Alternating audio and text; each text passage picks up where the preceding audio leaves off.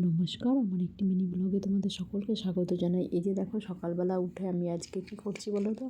আজকে একটু চচ্চড়ি করব বলে, একটু কুচিয়ে কাটতে হবে বলে, মানে একটু ওই চচ্চড়ি করে সবজিগুলো কুচাতে তো একটু দেরি হয়, তার জন্য আমি ঘুম থেকে উঠে রেডি হয়ে এই যে আমি চচ্চড়িগুলো মানে যেগুলো দিয়ে চচ্চড়ি করব সেইগুলো কুচাতে শুরু করে দিয়েছি। এই যে দেখো, আর এদিকে দেখলাম আমার ছেলেটা উঠে আমার কাছে এসে দাঁড়ালো খানিকক্ষণ, তারপর আবার চলে গেল ওর বাবার সাথে ঘোরা। আবার দেখো এসে দেখছে যে আমি নোংরাগুলো গুছিয়ে ফেলবো, তাই ও দাঁড়িয়ে দাঁড়িয়ে দেখছিল।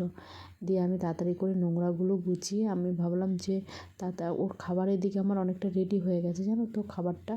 আমি তার জন্য কী করলাম বলো তো, ওর খাবারটা আমি রেডি করে আমি ভাবলাম যে ওকে আমি খাইয়ে দিই তাড়াতাড়ি, অনেকটা বেলা হয়ে গেছে, 11:30টার মতো বেজে গেছিলো। দিয়ে আমি তার জন্য ওর খাবারটাই যেই দিকে রেডি করছি, দিয়ে ওকে আমি খাইয়ে দেবো খাবারটা। যে দেখো আমি খাবারটা রেডি করছি। দিয়ে আমি ভাবলাম কি আজকে একটু তাড়াতাড়ি করে রান্নাটা বসাবো, মানে প্রত্যেক দিন দেরি হয়ে যায়, তার জন্য আমি ভাবলাম একটু তাড়াতাড়ি ওকে খাইয়ে দেই, আমি একটু তাড়াতাড়ি করে আমি রান্নাটা বসিয়ে দেবো। দিয়ে ওই চিন্তা করেই আমি ওকে তাড়াতাড়ি করে খাওয়াতে চলে গেছি।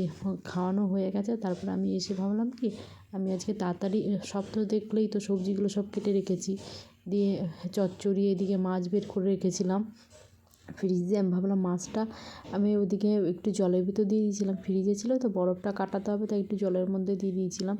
দিয়ে আমি ভাবছি যে মাছটা ভেজে তাড়াতাড়ি করে রান্না করে একটু দুপুরবেলা একটু বাবুর সাথে আর কি রোদে বসবো গিয়ে, মানে আনালে ওই দুপুর টাইমটায় রান্নাবান্না করতে করতে ঘরের মধ্যেই কেটে যায়, মানে ছেলেকে দেখিয়ে আর রান্না করি তাড়াহুড়ো লেগে যায়। দিয়ে আজকে ভেবেছি যে মানে রান্না করে গিয়ে ওর সাথে বসবো, তার জন্য আমি আজকে না রান্না সব কিছু গুছিয়ে নিয়ে মানে আমার ছেলেকে একটু রোদে বসে পড়াচ্ছিলাম, বুঝতে পেরেছো তো। দিয়ে তার জন্য আমি এদিকে রান্নাও হচ্ছিলো, আবার ওইদিকে ওকে পড়াচ্ছিলাম।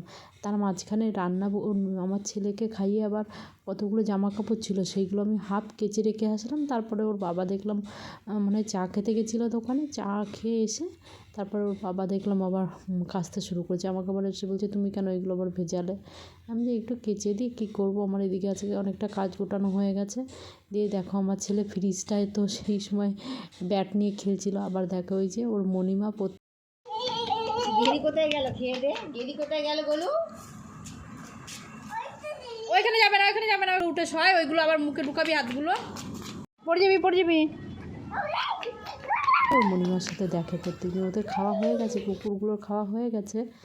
দিয়ে ও তাই এই যে একটু মানে ওর ফাঁকা রাস্তা পেলেই তো ছুটতে হবে, এখানে এই যে খুব ছুটে বেড়ায়, দেখো একবার ছুটে সেই ঘরের ভিতরে যাচ্ছে, আবার ছুটে ছুটে ঘরে আসছে, আবার একটু কুকুরগুলোকে দেখছে, আবার ছুটে ছুটে ঘরে যাচ্ছে। এই যে এরকম যে কতক্ষণ ধরে চলতে লাগলো, যে আমি একটু